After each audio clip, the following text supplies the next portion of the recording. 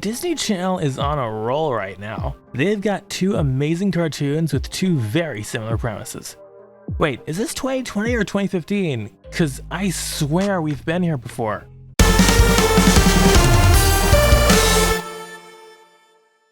The Owl House and Amphibia are two great animated series on Disney Channel that have premiered to wide praise within the kids' TV space, and many are very happy with the new episodes airing throughout this summer. The Owl House tells the tale of a socially misfit girl who stumbles into a magical world and begins to follow her dreams of becoming a witch.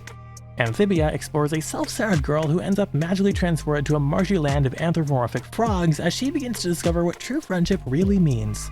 While I fully acknowledge that there are marked differences between these two shows in execution, the shows are really similar when you look at them from their premise.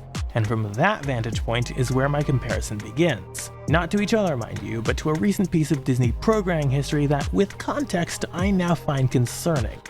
Back in 2015, Disney XD was Disney's animation capital of the world, as the Boy Skewing outlet launched in 2009 and made a slight pivot for the second half of its golden age and relevancy. Coming into the meat of the year, the channel had two new cartoons which premiered within months of each other. Pen-Zero Part-Time Hero followed the exploits of the title character, and friends, as he traversed through dimensions to perform his title job, subbing in for local heroes and saving the day for them.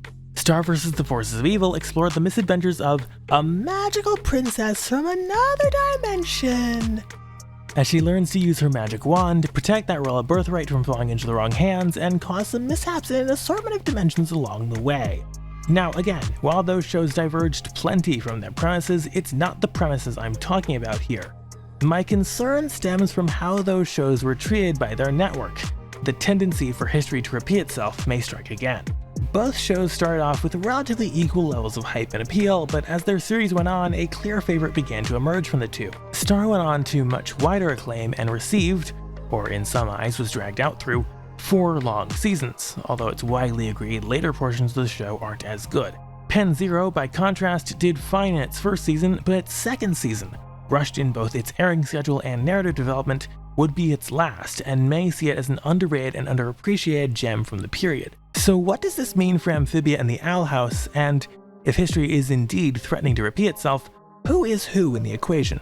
I'd say the title of Star vs. Analog goes to Amphibia. The show has a lot of room for world building and expansion, and it's shown potential to angle for those lofty, Steven Universe-esque goals of influence that Star tried, and ultimately failed, to chase.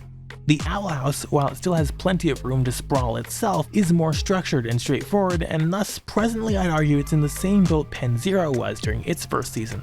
This could very well present challenges for both shows down the line, as Disney may only be eager to continue one long term, especially if ratings begin to diverge in a particular way. While the trend isn't clearly pronounced yet, and there's still plenty of time for my concerns to be proven wrong, it's something to think about when it comes to how these shows are treated on a larger scale. I wish both series the best, but I'm fully prepared for the worst. If you're up for more interesting theories and tangents, I recently made a pretty big video exploring how kids TV uses Sundays to kill off series they don't care for anymore. You can watch that up here or down in the description. Plus, make sure you subscribe for more from the world of television every single week. I'm Benzie Johnson Jr., I'm enthusiastic about television, and I'll see you next time.